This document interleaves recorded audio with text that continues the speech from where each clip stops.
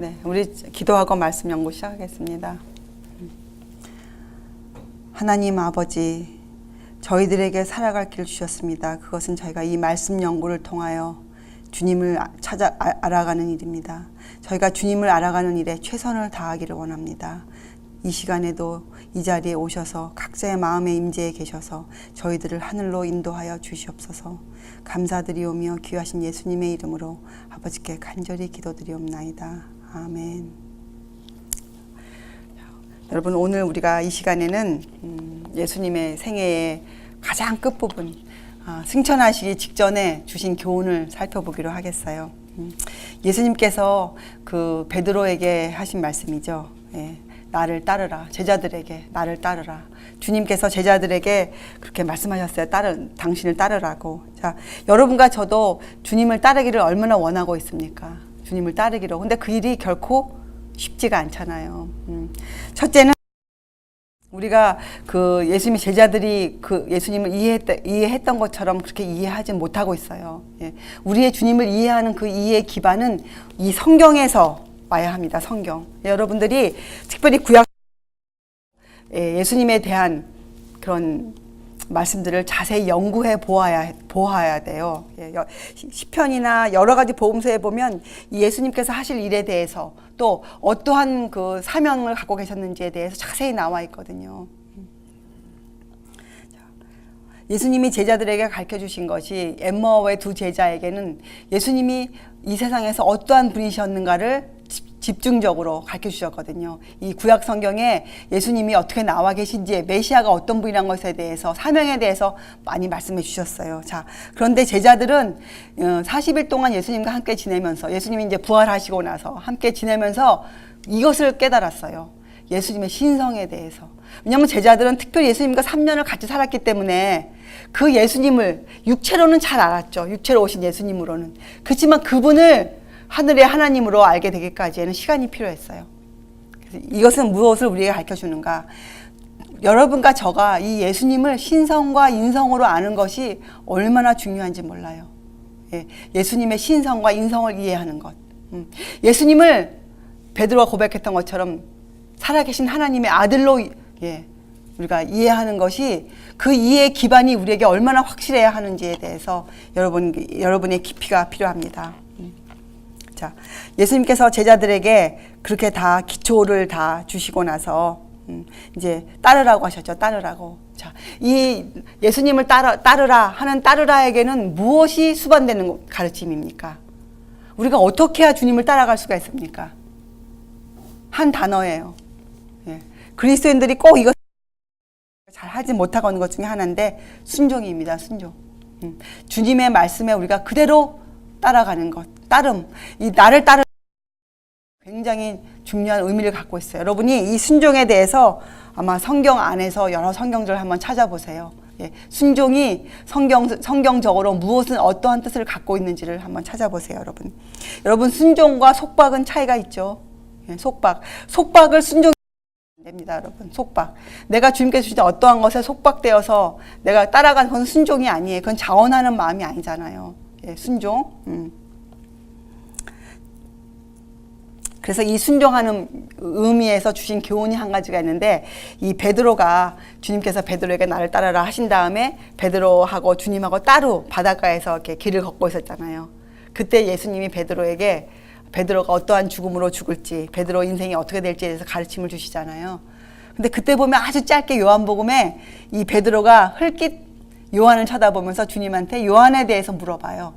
요한의 인생은 어찌 될 것인지에 대해서. 근데 그때 주님이 이렇게 말씀하시잖아요. 너의 알 바가 아니라. 요한이 나의 올 때까지 살아있다 할지라도 그것은 너의 알 바가 아니라. 베드로에게 이렇게 어떻게 보면 참 차갑게 들리는 그런 말씀을 하시거든요. 근데 그것은 교훈을 담고 있죠. 여러분, 우리가 주님을 따라가는 삶에 있어서 있잖아요. 또 내가 맡은 어떤 부분에 있어서 나는 거기에만 충실하면 돼요. 그것이 순종이에요. 그것이 순종입니다. 내가 딴 사람이 맡은 일에까지 참견하면서, 그죠? 그 사람을 걱정해 주면서 따르는 것은 순종이 아니에요. 순종은 나에게 맡겨진, 내 위치에서 나에게 맡겨진 그 일을 내가 열심히 하는 것이 순종이에요. 그리고 우리는 다른 사람의 생애를 바라볼 것이 아니죠. 다른 사람이 하고 있는 중에서 잘못을 찾아내거나 다른 사람의 품성의 결점을 바라보는 그런 사람들이 되면 안 되죠. 우리는 인간을 바라볼 수가 없어요. 왜냐하면 인간은 어느 누구를 막론하고 결점에 쌓여 있습니다. 결점에. 여러분 사도행전 읽어보면 그렇게 아름답던 베드로도 실수가 나와 있지 않습니까? 사도 바울의 자그마한 실수도 나와 있지 않습니까? 인간은 이렇게 결점에 쌓여 있어요. 우리가 주님을 따르기 위해서는 우리는 주님을 바라보아야 돼요. 왜냐하면 주님만이 완전함 가운데 있으시기 때문에 그러하죠. 그래서 주님을 바라보는 사람, 그리스도 안에서 완전을 찾는 사람들, 그런 사람들이 되어야 되겠습니다. 그래서 우리가 이 주님께서 하신 말씀 중에 나를 따르라. 여기에는 우리가 이 순종에 대해서 여러분이 성경적으로 이해하고 계셔야 돼요. 순종. 이 순종을 잘하기 위해서는 우리에게 요구되어지는 의무만 잘 챙기면 돼요. 다른 사람의 결점이나 다른 사람이 맡은 일에 대해서 다른 사람이 하고 있는 일에 대해서는 쓸데없이 걱정할 필요가 없다고 주님이 직접 베드로에게 가르쳐 주셨어요. 자, 제자들은 이러한 주님과 짧은 그 교제를 통해서 많은 것들을 알게 되었죠. 특별히 제자들은 이제부터는 저희들이 하여야 될 사업의 성질과 범위를 알게 되었어요. 저희들이 무엇을 전해야 하는지, 그렇죠? 제자들은 또 어디까지 그 범위가 미치고 있는지에 대해서 깨닫기 시작했습니다. 그래서 오순절이 지나고 나서 제자들이 전도할 때 큰 성과를 거둘 수가 있었어요. 만약에 여러분과 제가 이 하나님을 따르는 일에 성공하기를 원한다면 제자들이 겪었던 그 길을 우리도 그대로 따라가야 됩니다. 여기에는 어떠한 다른 길이 있지 않아요. 성경을 열심히 연구해야 되고 주의 말씀을 그런 기반을 가져야 되고 특별히 주님의 신성과 인성 부분에 대한 이해가 확실해야 되고 거기에는 세상의 가르침이 절대로 인간의 가르침이 섞여 들어가서는 안 됩니다. 성경에서 말씀하신 그대로 우리가 이해하고 있어야 돼요. 그리고 우리가 주님께 순종할 수 있는 사람, 내 자신을 알고 나의 의무에 순종할 수 있는 사람이 되어야 되겠습니다. 자, 하나님께서 하시고자 하는 사업, 하나님이 제자들을 통해서 하시고자 하는 사업의 성질과 범위가 무엇일까요? 하시고자 하는 사업의 성질과 범위, 그들은 무엇을 전해야 하였을까요? 또 우리는 이 세상을 향해서 어떠한 말씀을 전해야 될까요? 어떤 선배가 말씀하시기를 목회, 양을 치는 것, 주님이 베드로에게 하신 것이 그거잖아요. 내 양을 먹이라, 내 양을 치라. 이것이 요새 말로 목회예요, 목회. 목회가 무엇입니까? 목회는 설교가 아니에요. 설교로 사람들이 변화받는 것이 아니에요. 목회는 양들을 돌보아 주는 것이에요. 목회는 돌보심이거든요. 자, 우리가 이때 전해야 될 기별들은 예수님의 생애에 일어났던 사건들이에요. 그 기적들이에요. 그리고 예수님이 행하실 그 사건들을 가리키고 있었던 예언들, 구약의 말씀들이죠. 그리고 우리가 그전에도 많이 공부했던 하나님 율법의 신성성이에요. 하나님 율법이 거룩하다. 이것 때문에 주님이 십자가에 돌아가셨잖아요. 그 증거로. 그래서 우리가 특별히 이 시대에는 하나님의 법에 대해서 우리가 많이 사람들에게 가르쳐줘야 돼요. 이 법에 대해서. 그리고 주님이 베푸신 이 구속의 계획, 하나님과 그 아들 되신 예수님이 계획하셨던 구속의 계획의 신비성, 하나님의 비밀을 우리가 풀어줘야 됩니다. 그리고 죄를 용서하시는 그리스도의 능력을 전해야죠. 이 모든 것들이 복음이에요. 이것이 참 복음이에요. 복음.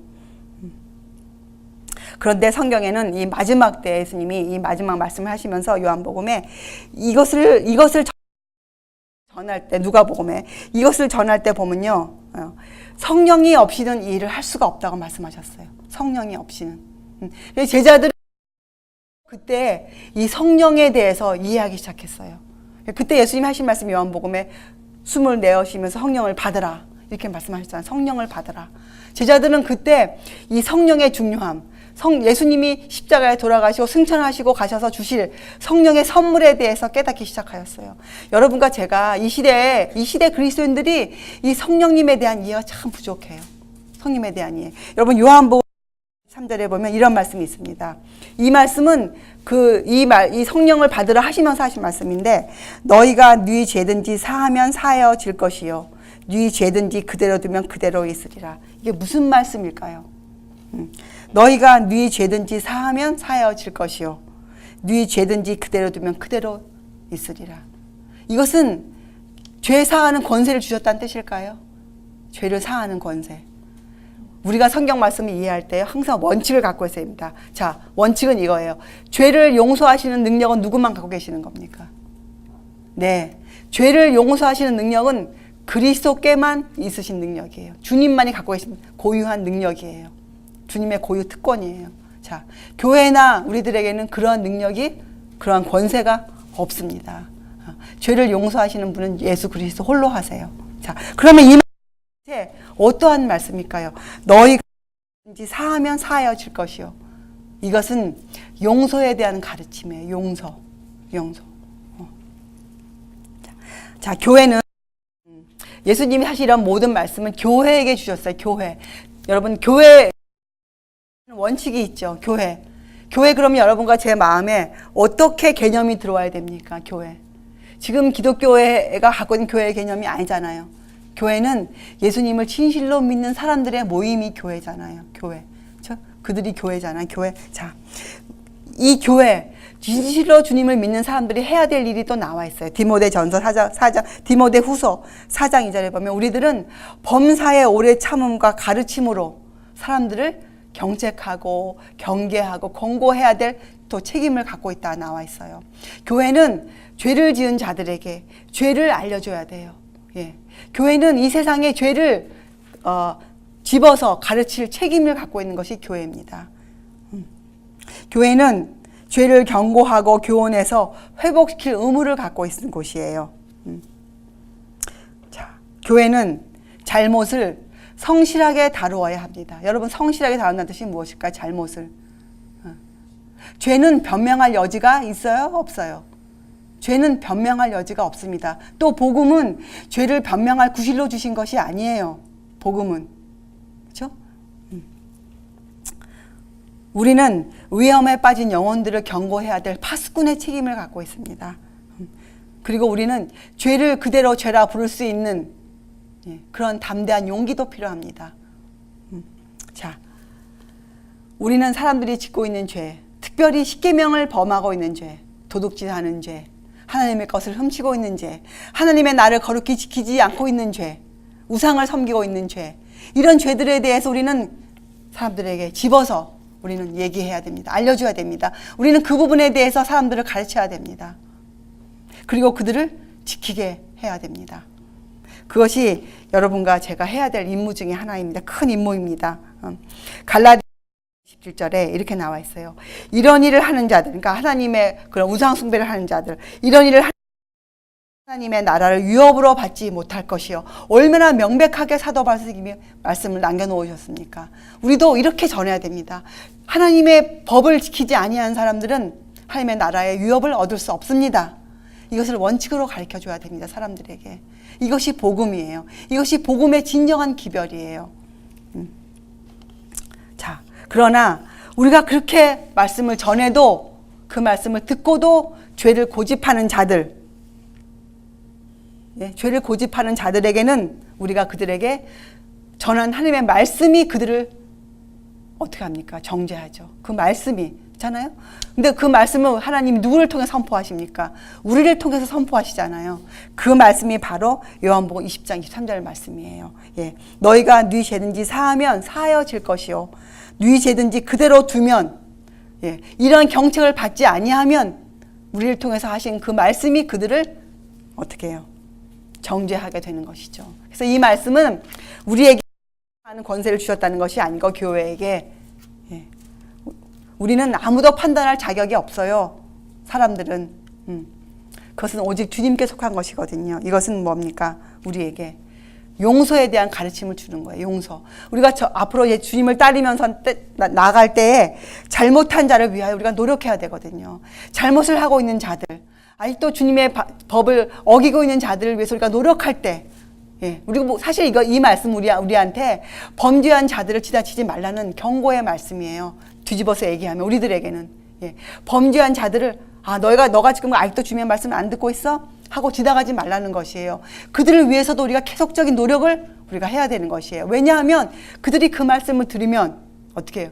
그 죄가 사하여질 것이기 때문에. 예. 우리는 모든 사람과 길을 그리스도께로 향하게 해야 합니다. 우리가 모든 사람의 눈과 귀를 우리에게로가 아니에요. 우리의 선교단체로가 아닙니다. 우리의 교회로가 아닙니다. 우리는 모든 사람의 눈과 귀를 이런 주님께로 향하도록 우리가 그들을 인도해야 될 책임이 있어요. 우리는 그들에게 구주의 용서하시는 은혜, 여러분 전할 게 너무 많지 않습니까? 십자가에서 하신 말씀, 부활에서 하신 주님의 가르침, 이런 놀라운 주님의 놀라우신 사랑을, 용서하시는 은혜를 우리가 전해야 돼요. 그리고 우리는 누구든지 주의 말씀을 듣고 돌아오면 우리가 어떻게 그 사람을 기쁨으로 감사한 마음으로 사람들을 받아주어야 됩니다. 넉넉한 마음으로. 이거 우리에게 주신 가르침이에요. 그래서 여러분 우리는 이 성경 연구를 할 때 항상 원칙을 마음에 두고 연구를 시작하세요. 성경의 원칙. 죄를 용서하시는 권세는 오직 예수 그리스도께만 있습니다. 자, 그리고 주님이 제자들에게 분부하셨죠. 마태복음 11장 28절과 29절에 이렇게 분부하셨잖아요. 특별히 19장 20절에 28장 20절에 내가 너희에게 분부한 모든 것을 가르쳐 지키게 하라. 이 제자들에게 하신 말씀인데 우리에게 하신 말씀이에요. 이렇게 하셨어요. 분부한 모든 것을 가르쳐 지키게 하라. 여러분 예수님이 분부한 모든 것이 무엇일까요? 예수님이 분부한 모든 것, 이것은 성경이에요. 성경 전체예요. 여러분 우리는 사람들에게 성경을 가르치고서 끝내면 안 돼요. 가르쳐 지키게 하라. 지키게 할 때 하라는 말씀은 무엇을 뜻하는 겁니까? 우리가 그렇게 살 때 우리가 받은 가르침대로, 우리가 받은 은혜대로 그렇게 살 때 사람들이 우리한테 받은 가르침대로 그들도 살 수 있게 돼요. 우리가 이렇게 살으라는 거예요. 여러분 예수님이 승천하실 때 감람산에 가셨잖아요. 승천하시기 위해서. 근데 고린도전서 15장 6절에 보면 그때 한 500여 명이 모여 있다고 나와 있어요. 500여 명. 자, 500여 명이 감람산에서 주님 승천하는 장면을 보았거든요. 그런데 사도행전에 보면 몇 명이 마가의 다락방에 모여 있었습니까? 120여 명 정도가 모여 있다고 나와 있어요. 자, 그러면 500명 중에 120명 빼면 몇 명 남아 있습니까? 훨씬 많은 숫자가 남아 있잖아요. 자, 그들은 다 어디로 갔을까요? 어디로 갔을까요? 500여 명 주님의 승천을 지켜보았지만 그들 전부 다가 다락방에서 성령을 기다린 건 아니었어요. 자, 이것은 무엇을 뜻하고 있습니까? 사람들은요, 많은 가르침을 보고 증거를 받고 본인들이 그것을 이해하고 경험이 있다 할지라도 어떤 사람들은 믿음을 활용하는데 아주 더딘 사람들이 있어요.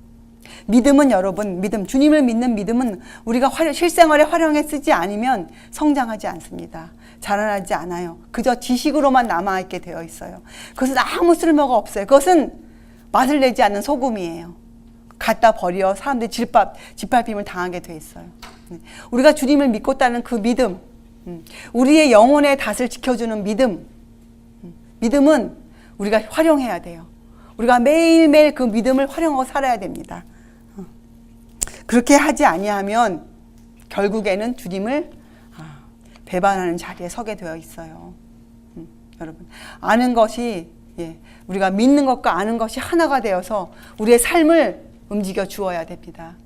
우리가 그렇게 살아야 돼요. 그래야 우리가 주님이 우리에게 분부하신 이 말씀을 지킬 수 있어요. 사람들을 가르치고 지키게 할 수 있는 그런 입장에 우리가 설 수 있게 되죠.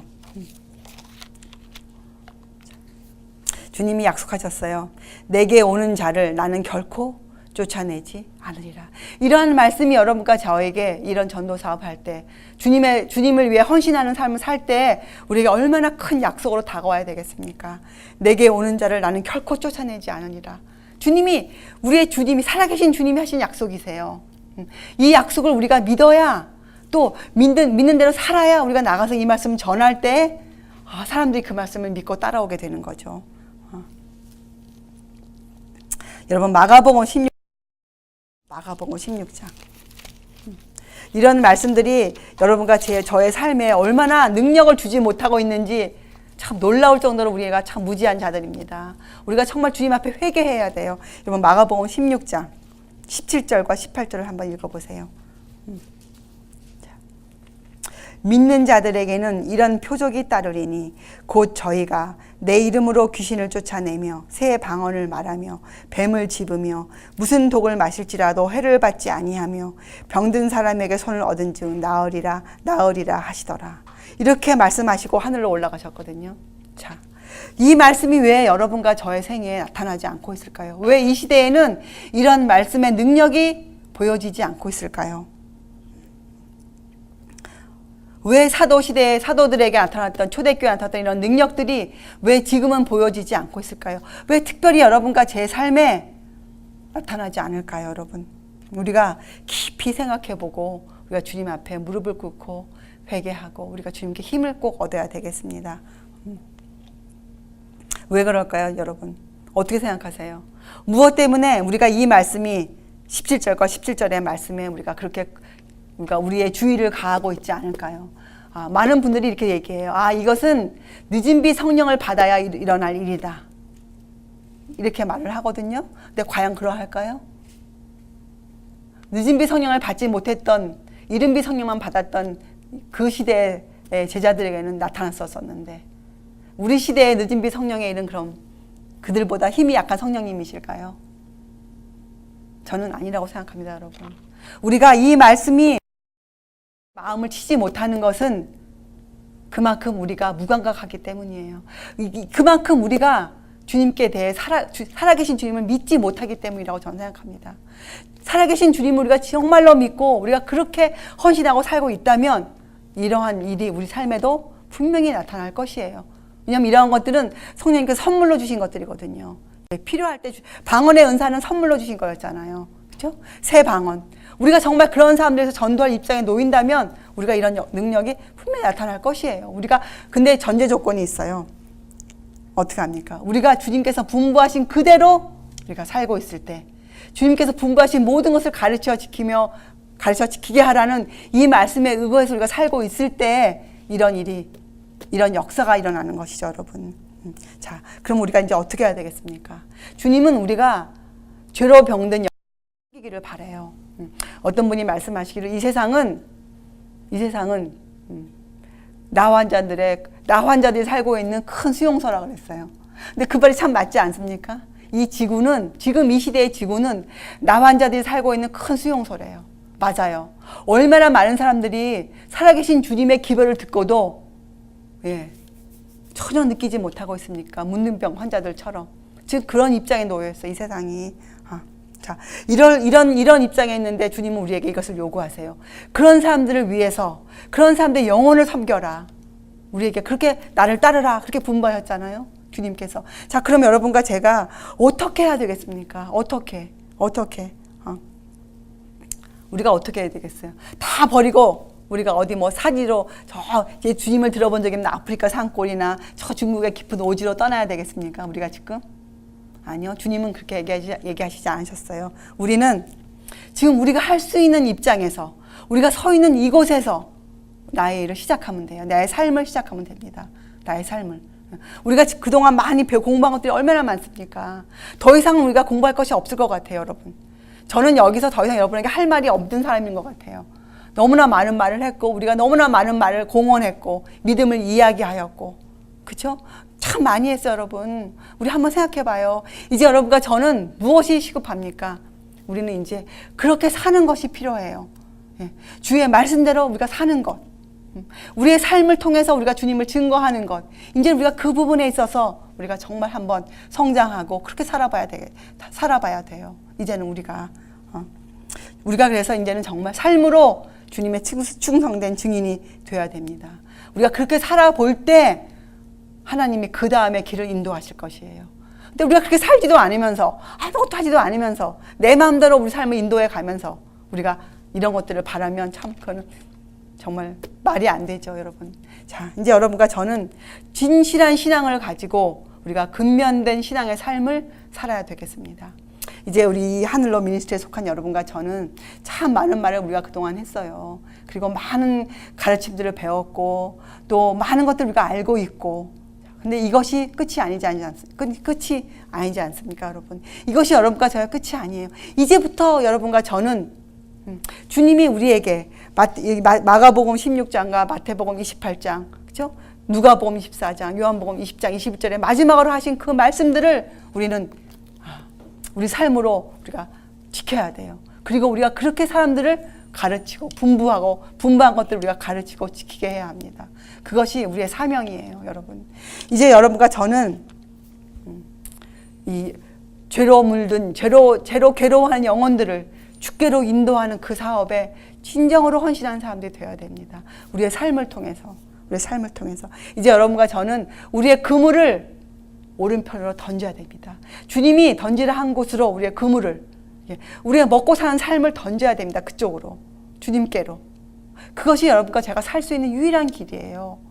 지금 세상을 한번 둘러보세요. 실제적으로 얼마나 세상이 소리를 치고 있는지, 얼마나 세상이 죄 때문에 정말 멍이 들어서, 죄 때문에 갈갈이 찢어졌어요, 세상이.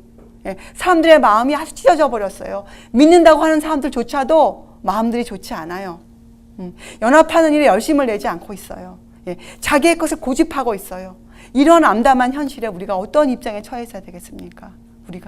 우리가 진실로 주님의 사람이 되기를 원한다면 이제 옆을 보지 마세요. 베드로처럼 요한의 일을 걱정하지 마세요. 아무것도 신경 쓰지 마세요. 주님이 여러분께 하신 말씀을 귀 기울이세요. 주님이 여러분의 양심에 소리치는 하시는 온유한 음성을 들어보세요. 성경을 통해서 찾아가세요. 저는 그렇게 하기로 했어요. 그래서 제가 할 수 있는 일에 충성된 자, 내가 할 수 있는 범위에서 최선을 다하는 사람들, 그렇게 할 때 하나님이 여러분과 저의 사명을 확대시켜 줄 것이에요. 넓은 범위로, 우리가 할 수 있는 부분으로. 자, 이제 여러분과 저는 끝으로 주님의 승천을 우리가 이제 공부하는데, 여러분, 예수님 하신 교훈이 있잖아요. 주님의 멍에를 매는 방법, 주님의 멍에를 맬 수 있는 사람들, 주님과 함께 그 멍에를 지고 갈 수 있는 사람들, 주의 십자가를 자원하여 기쁨으로 질 수 있는 사람, 저는 그런 삶이 되기를 원합니다. 저는 제 자신이 정말 그런 사람이 되고 싶어요. 이곳에서 말씀을 전하는 이 일이 정말 이것은 아무것도 아니에요. 이것은 중요한 것이 아니에요. 우리는 우리에게 주신 사명을 감당해야 하는 사람들이거든요. 여러분과 저는 주님의 멍에를 매기를 즐겨 순종하기를 원합니다. 우리는 주님께서 어떻게 매셨습니까? 온유와 겸손으로 주님 생애 내내 주님 사셨어요. 온유와 겸손. 이것은 우리가 하나님의 법을 알고 이해하고 깨닫고 그렇게 살 때 우리가 온유한 사람, 겸손한 사람이 진정으로 될 수가 있습니다. 온유와 겸손은 그저 우리가 가식적으로 우리의 태도로 행위로 갖고 있을 수 있는 것이 아니에요. 그것은 잠깐이면 다 사라져 버려요. 우리가 하늘나라에까지 가져갈 수 있는 온유와 겸손은 우리가 하나님의 법을 알고 있을 때, 하나님의 법에 순종하며 살아갈 때 비로소 우리가 터득할 수 있는 것들이에요. 온유와 겸손. 자, 그래서 여러분과 저는 이 복음, 우리가 지금까지 공부한 것이 복음이에요. 복음. 평화와 구원의 소식, 복음. 이 복음을 우리는 생명이 없는 이론으로 전해서는 안 됩니다. 생명. 복음에는 무엇이 들어가 있습니까? 복음에는 죽어가는 영혼들을 살리는 생명이 들어가 있거든요. 복음에는 주님의 피가 들어가 있습니다. 예수님의 피는 온 인류를 살릴 수 있는 그 능력을 갖고 있거든요. 여러분과 제가 전하는 복음에는 예수님의 생명이 들어가 있어야 돼요. 생명. 그래서 우리가 전할 때 복음을 생명이 없는 것처럼 그렇게 제시해서는 안 돼요. 우리가 복음을 전할 때는 우리가 그 복음을 경험하여 우리가 살아나서 우리의 온 마음으로 사람들에게 우리가 호소해야 돼요. 복음은. 그것이 복음을 전하는 방법이에요. 그 사람들에게, 죄 때문에 허덕거리는 사람들에게, 죄 때문에 죽어가는 사람들에게, 삶을 살면서 무엇이 문제인지도 몰라서 자고하고 있는 사람들에게 당신이 지금 문둥병에 걸렸습니다. 당신은 살아나야 됩니다. 깨어나야 됩니다. 이 말씀 우리가 주의 심령으로, 주의 말씀으로, 주의 마음을 가지고 전할 수 있는 자가 우리가 되어야 됩니다. 여러분과 저가 주의 말씀을 읽고 세상이 알지 못하는, 기독교계가 지금도 잘 이해하지 못하는 많은 진리들을 여러분들이 깨달아 알고 있습니다. 이것을 다른 말로 하면 은혜를 받았어요. 주님께. 진리를 이해할 수 있는 은혜를 받은 자들이거든요. 자, 이제 우리가 어떻게 해야 됩니까? 우리는 그 은혜의 능력에 대한 증인이 되어야 돼요. 그래야 우리가 은혜를 받았다고 우리가 간증할 수가 있는 사람이 세상을 향해서. 여러분, 우리가 세상을 향해서 제가 이러한 은혜를 받았습니다. 주님께. 제가 주님께 세상이 알지 못하는, 세상에서 그렇게 똑똑한 사람들이 이해하지 못하던 주의 진리를 제가 이 성경을 통해서 제가 이해했습니다. 이렇게 말하려면 우리가 우리의 삶을 통해서 그런 증인으로 서 있어야 합니다. 우리는 하나님이 주신 성령의 선물에 부유한 영광을, 그 부유함을 양으로 생명을 얻게 하고 더 풍성히 얻게 하려 함이라. 이것을 우리가 삶으로 증거해내야 되는 그런 사람들이 되어야 됩니다. 그런 사람들이에요. 여러분 로마서 8장 29절에 보면 그 아들의 형상을 본받게 하기 위하여, 우리들이 주님의 그 마음, 주님의 그 마음과 태도와 주님의 삶을 본받게 하기 위한 것이거든요. 여러분, 우리는 초기의 제자 구원에 대한 책임을 무겁게 느껴야 돼요. 우리가. 그래서 여러분과 저는 우리의 영과 혼과 몸을 구별하여 하나님께 바쳐야 됩니다. 여러분, 제가 이 이사야서 52장을 한번 읽어볼게요. 이런 말씀, 이런 것들 잘 이해 못했을 때에는 아마 이런 감동이 오지 않았을 거예요. 여러분, 이사야서 52장. 이사야서 52장을, 이거는 우리들에게 하신 말씀인데, 우리가 하고 있는, 이런 사업을 하고 있는 사람들에게 하신 말씀이에요. 7절부터 10절까지. 얼마나 은혜로운 말씀이고, 정말 이 말씀을 읽을 때 여러분 마음에 감동이 온다. 참, 이건 놀라운 주님의 은혜예요. 자, 이사야서 52장 7절. 좋은 소식을 가져오며, 이건 복음을 전하는 거 아닙니까? 좋은 소식을 가져오며 평화를 공포하며, 복된 좋은 소식을 가져오며 구원을 공포하며 시온을 향하여 이르기를 내 하나님이 통치하신다 하는 자의 산을 넘는 발이 어찌 그리 아름다운고. 그것은 뭐예요? 주님께 헌신하여 사는 사람들이 그 발이 얼마나 아름다운지. 8절. 들을지어다 너의 파수꾼들의 소리로다. 그들이 소리를 높여 일제히 노래하니 이는 여호와께서 시온으로 돌아오실 때에 그들의 눈이 마주보미로다. 여러분, 얼마나 아름다운 말씀입니까? 여러분이 이 절을 읽을 때 그동안 배운 모든 것을 머릿속에 그리면서 읽어보세요. 예수님이 재림하여 오실 때, 시온으로 돌아오실 때 그들의 눈이 마주보미로다. 이렇게 돼야 우리가 주님의 재림을 기다릴 수 있지 않겠어요? 9절. 너 예루살렘의 황폐한 곳들아 기쁜 소리를 발하여 함께 노래할지어다. 이는 여호와께서 그 백성을 위로하셨고 예루살렘을 구속하셨음이라. 우리가 이렇게 전해야 되지 않겠습니까? 백성들에게. 10절.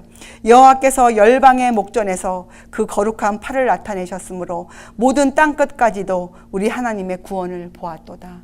이것이 여러분과 제가 감동적으로, 마음의 큰 감동으로 전해야 될 기별이고, 그러한 자의 모습이고, 그러한 자들이 기다리고 있는 재림이에요. 그리고 우리가 이렇게 황폐되어 있는 사람들의 영혼들을 향해서 우리가 외쳐야 돼요. 여호와의 구원을 바라보라. 하나님의 구원을 맛보아라. 하나님의 선하심을 맛보아 알지어다. 우리가 이렇게 우리가 외쳐야 됩니다. 우리가 이러한 파수꾼이 꼭 되어야 되겠습니다, 여러분. 우리가 성경 말씀을 읽을 때 이러한 것들이 여러분과 제 가슴을 쳐야 돼요. 우리 마음에서 이러한 것으로 우리가 뜨거워져야 돼요. 사사로운 감정으로 여러분, 이제는 여러분의 생각들을 바치지 마세요. 우리 안에서 일어나는 사사로운 의견의 충돌, 당연히 있을 수 있죠. 그런 것들은 절대로 중요한 것들이 아니에요. 내 마음에 이런 사소한 움직임, 이런 것에 신경 쓰지 마세요. 여러분, 그럴 때 여러분 성경을 읽으세요. 여러분 마음에 그런 것들이 소용돌이 칠 때 주의 말씀을 열고, 이런 말씀을 읽고 감동을 받고 뜨거워지세요, 마음이. 그리고 이런 뜨거움으로 세상을 향해 나아가세요. 그렇게 여러분의 발을 사용하세요. 여러분 생애에 그렇게 살아가세요. 저는 정말 그렇게 살기를 원해요. 저는 우리 하늘로에 오신, 우리 이 교회에 모여있는 여러분과 제가 정말 그런 마음으로, 이러한 태도로, 또 이러한 삶을 살기를 진정으로 원합니다. 우리가 주가 주신 성경 말씀에 이런 뜨거운 감동이 엠마오의 두 제자를 움직였던 그런 감동이 여러분과 제 매일매일 삶 가운데 일어나기를 기도하겠습니다. 여러분 함께 기도하겠습니다. 하늘에 계신 하나님 아버지, 저희들의 마음을 하나님의 이런 감동으로 움직여 주시옵소서. 저희의 마음이 매일매일 주님의 이러한 희생과 사랑으로 저희 마음이 뜨거워지게 하옵소서.